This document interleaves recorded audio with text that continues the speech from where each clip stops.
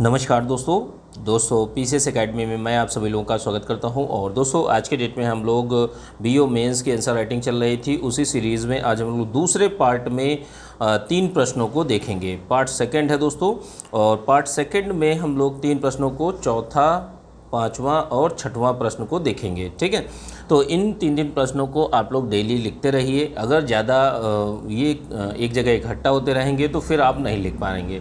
तो आपको क्या करना है कि टाइम टू टाइम आप लिखते रहिए इन चीज़ों को। ठीक है, वीडियो अच्छा लग जाए तो वीडियो को लाइक कर दीजिएगा दोस्तों। और आज की डेट में दोस्तों बीओ मेंस के लिए पहला प्रश्न है 125 शब्दों में। तो प्रश्न को देख लेते हैं। जैसे प्रधानमंत्री मातृ वंदना योजना के उद्देश्यों तथा विशेषताओं का वर्णन कीजिए। अब इसमें देखिए कौन कौन से कीवर्ड, कौन कौन सी चीज़ें आपको डालनी है, कौन कौन से पॉइंट डालने हैं। इन सारी चीज़ों को बेहतर तरीके से उत्तर को लिखना है। लिखने से पहले वही सावधानियाँ कि जैसे जो ग्रामर की गलतियाँ होती हैं वो आपसे नहीं होनी चाहिए। जो इंट्रोडक्शन पार्ट है, बॉडी पार्ट है, कंक्लूजन पार्ट है, तो तीनों में एक एक कोटेशन, कविता, श्लोक, मूवी के गीत, बोल, इन सारी चीज़ों को ऐड कर सकते हैं और अपने उत्तर को बेहतर बना सकते हैं। देखिए जो उत्तर लिखा जाता है तो उसमें आपकी स्वच्छता बहुत ज़्यादा ज़रूरी, तो ये ज़्यादा काटापिटी नहीं होनी चाहिए। उसके साथ में जैसे फ्लो चार्ट है, डायग्राम है, इन सारी चीज़ों का भी प्रयोग करिए। कुछ अच्छे शब्द, इंपॉर्टेंट चीज़ें जो होती हैं, शब्द जो होते हैं, वाक्य जो होते हैं, तो उनको आप अंडरलाइन भी करिए। ठीक है, तो इन चीज़ों को खास ख्याल रखते हुए आप लोगों को प्रश्न को लिखना है। ठीक है, चलिए स्टार्ट करते हैं। आज का पहला प्रश्न जो है, प्रधानमंत्री मातृ वंदना योजना के उद्देश्यों तथा विशेषताओं का वर्णन कीजिए। पहली बात यह है कि प्रधानमंत्री मातृ वंदना योजना के बारे में आपको बताना है। तो ये किस लिए है दोस्तों? जैसे देश में जो गर्भवती स्त्रियां होती हैं, जो स्तनपान कराने वाली स्त्रियां होती हैं, तो उनके स्वास्थ्य को बनाए रखने के लिए इस योजना का शुरुआत की गई है। शुरुआत कब की गई है? केंद्र सरकार के द्वारा इसकी शुरुआत जो की गई है 1 जनवरी 2017 को की गई है। अब देखिए इसमें जो चीज़ें दी जाएंगी, जो फूड दिया जाएगा, ठीक है, अनाज दिया जाएगा, वो खाद्य सुरक्षा अधिनियम 2013 के अंतर्गत दिया जाएगा। देश के सभी जिलों में ये योजना लागू कर दी गई है। भाई इसका जैसे जो महिलाएं होती हैं, जैसे प्रसव पूर्व और प्रसव के पश्चात में उनके स्वास्थ्य को स्वस्थ बनाए रखना बहुत ही ज़्यादा ज़रूरी होता है। तो इसी के लिए उनको पर्याप्त पोषण मिले, पर्याप्त न्यूट्रिशन मिले, इस चीज़ के लिए इस योजना को शुरू किया गया है। ठीक है, देश के सभी जिलों में। अब मुख्य बात पर आपको बताना है योजना के उद्देश्य क्या हैं। तो देखिए जैसे जो गर्भवती महिलाएं हैं या स्तनपान कराने वाली महिलाएं हैं, अब जैसे मान लीजिए प्रेग्नेंट हो जाती हैं या एक प्रथम बच्चा जब होता है तो उसके बाद उसका पालन पोषण बच्चे का प्लस उस माता का, उस महिला का जो स्वास्थ्य होता है वो बिगड़ता है। तो उसको ठीक रखने के लिए जैसे कोई कार्यरत महिला है, तो कार्यरत महिला प्रथम बच्चे के जन्म पर उसके मजदूरी के एवज में, जैसे मान लीजिए कहीं काम कर रही हैं, किसी सार्वजनिक कंपनी में काम कर रही हैं, ठीक है, कोई सार्वजनिक निगम हो सकती है, संस्था हो सकती है, ठीक है। तो इसमें क्या है कि जो प्रथम बच्चा होगा उसकी देखरेख के लिए अच्छे से कर सके, उनको मजदूरी के एवज में नगद सहायता मिलेगी। भाई जो महिला है अगर घर पे रहेगी तो अपना भी देखभाल करेगी, बच्चे की भी देखभाल करेगी। अगर वो ऑफिस में है तो बच्चे की देखभाल उतनी अच्छी तरीके से नहीं हो पाएगी। तो इसी के लिए कार्यरत महिला को उसके मतलब जैसे उसको जो सैलरी मिलती है तो वह घर पे ही रहे और उसको नगद राशि मिलेगी। और क्या है कि जैसे जो महिलाएं हैं, गर्भवती स्त्रियां और स्तनपान कराने वाली महिलाएं, तो प्रसव पूर्व और प्रसव पश्चात उनका देखभाल रखा जाएगा, उनकी सहायता की जाएगी, हर तरीके से उनके स्वास्थ्य की देखभाल की जाएगी, वो अपना देखभाल अच्छे से कर सकें। इस चीज़ के लिए प्रधानमंत्री मातृ वंदना योजना को लाया गया है। अब इसमें देखिए कुछ नगद प्रोत्साहन राशि भी दी जा रही है, नगद सहायता भी दी जा रही है, जिससे लोग प्रोत्साहित होंगे और अपने जो महिलाएं हैं, जो बच्चे हैं, उनके स्वास्थ्य ठीक रहेगा। ठीक है, तो इसके लिए योजना के यह उद्देश्य है। अब विशेषताओं को देख लेते हैं कि जैसे देखिए इस योजना में केंद्र सरकार या राज्य सरकार या कोई भी सार्वजनिक उद्यम है तो उसमें कार्यरत महिला इसकी पात्र होगी, उसको लाभ मिलेगा। उसको जैसे घर पर रह सकती हैं और अच्छे से चीज़ों को कर सकती हैं और उनको पैसा भी मिलेगा। तो ये सारी चीज़ें हैं। परिवार में जैसे मान लीजिए कोई फैमिली है और उसमें पहला बच्चा जीवित होता है, ठीक है, तो जीवित बच्चे के लिए उनके पालन पोषण के लिए 5,000 रुपये नगद राशि मिलेगी, वो भी 3 किस्तों में उनके बैंक अकाउंट में ट्रांसफ़र कर दी जाएगी, ठीक है।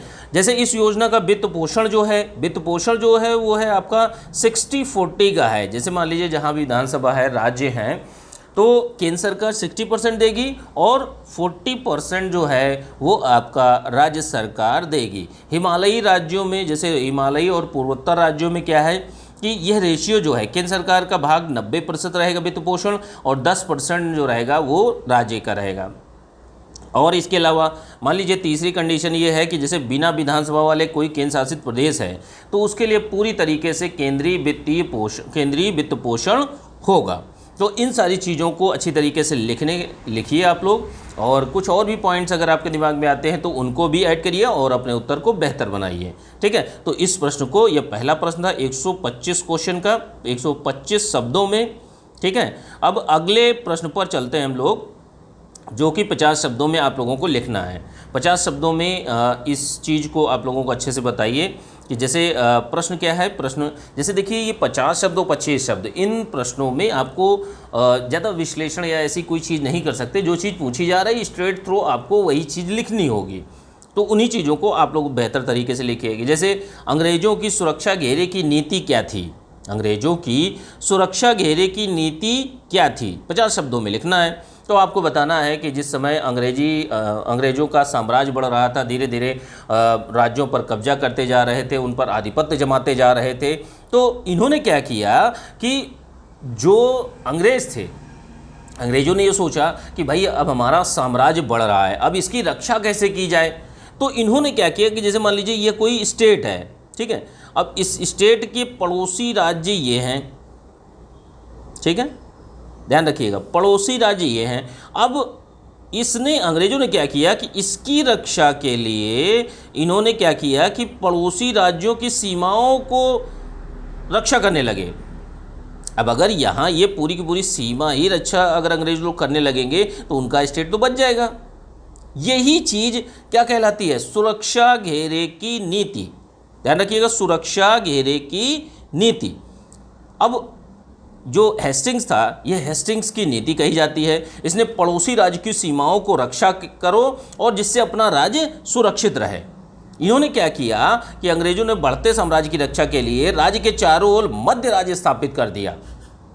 मध्य राज्य स्थापित करने के बाद इन्होंने अपने राज्य की सुरक्षा करी। और वेलेज़ली ने क्या किया, वेलेज़ली ने फ्रांसीसियों से अपने राज्य को बचाने के लिए सहायक संधियां करना स्टार्ट कर दिया कि भाई ये कहीं कल की डेट में हमारा राज्य ना हड़प ले, तो चलो इनसे दोस्ती ही कर लेते हैं, संधि ही कर लेते हैं। तो इस तरीके की नीति थी अंग्रेज़ों की। तो यही जो राज्यों को बचाने की जो नीति है, और एक घेरे समान कि जैसे अपने राज्य को बचाना है तो पड़ोसी राज्यों की सीमाओं को रक्षा की जाने लगे, तो ये चीज़ अंग्रेज़ों के द्वारा अपनाई गई। अब जैसे आप देखिए, जैसे मराठा महाराष्ट्र में थे, अफ़गान इधर अफ़गानिस्तान से आ रहे थे, ठीक है, तो इन्होंने क्या किया कि अगर हमें बंगाल को बचाना है, इधर बंगाल है इधर उत्तर प्रदेश है। अब देखिए समझिएगा यहाँ पे खेल क्या हुआ, ये बंगाल है और ये आपका मराठा हो गया और ये अफ़गानिस्तान हो गया, अफ़गानी हो गए। अब देखिए यहाँ पर खेल यह हुआ कि अंग्रेज़ों ने ये सोचा कि भाई हम अपने बंगाल को बचाना चाहते हैं तो अवध की हम सुरक्षा कर लें, अवध की हम सुरक्षा कर लें। तो इन्होंने क्या किया, अवध की सुरक्षा करी और ये कहा सुरक्षा भी इस शर्त पर। देखिए एक संधि होती है या एक रक्षा करने की बात होती है, तो रक्षा, इन्होंने रक्षा का व्यय अवध से ही लिया कि भाई अगर आप अपनी रक्षा चाहते हो तो हम आपकी रक्षा करेंगे, लेकिन रक्षा में जो व्यय होगा, जो पैसा लगेगा, वो अवध राज्य ही देगा। तो इससे दोनों काम हो गए। अंग्रेजों ने क्या किया, भाई अवध की एक तरीके से रक्षा भी कर दी और अपना काम भी निकाल लिया कि ये मराठा और अफगानों से इनकी रक्षा हो गई बंगाल की। तो ये जो स्ट्रैटेजी थी, ये जो नीति थी, यही सुरक्षा की घेरे की नीति कहलाती है। चलिए अगले प्रश्न पर चलते हैं। ये प्रश्न नंबर जो है, इसमें प्रश्न नंबर छूट गया है, 6वां प्रश्न नंबर है, ठीक है। 3 प्रश्न देखते हैं। तो अब ये 6वां प्रश्न है 25 शब्दों में इस प्रश्न को आप लोगों को लिखना है। इसमें टू द पॉइंट ही आप लोगों को चीज़ों को लिखना है। जब आपके पास पॉइंट्स होते हैं तो आप चीज़ों को बेहतर तरीके से लिख ले जाते हैं।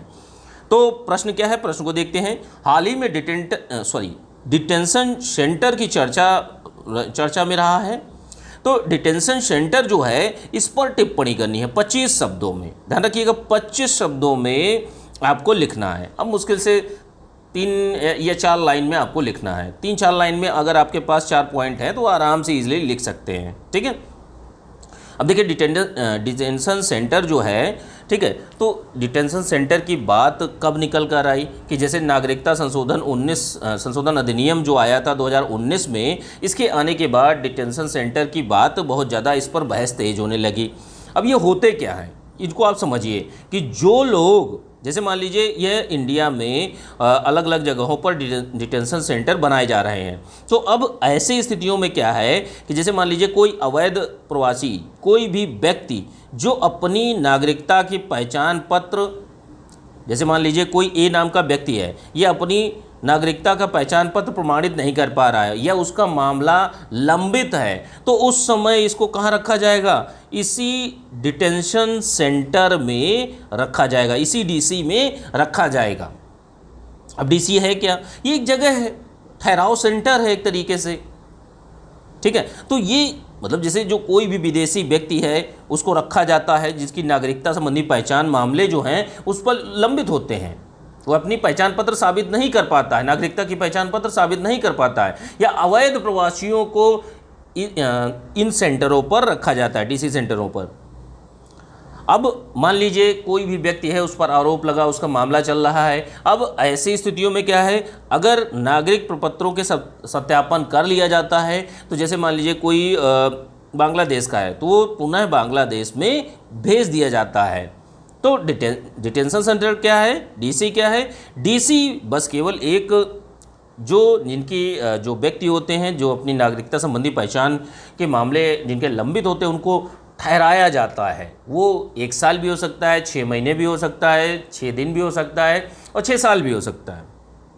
तो ये अवैध प्रवासियों के लिए एक तरीके से घर तरीके से होता है, मतलब एक जगह होती है जिन पर ठहराव सेंटर होता है जहाँ पर रखा जाता है। तो ये आपका डिटेंशन सेंटर की बात हो गई। इसको आप लोग बेहतर तरीके से लिखने का प्रयास करिए। दोस्तों आप लोग अच्छे से आंसर राइटिंग को करते रहिए क्योंकि अब समय बहुत कम है, और अच्छे से चीज़ों को करते रहिए, लिखते रहिए। ठीक है, चलिए ठीक है, थैंक यू देखने के लिए।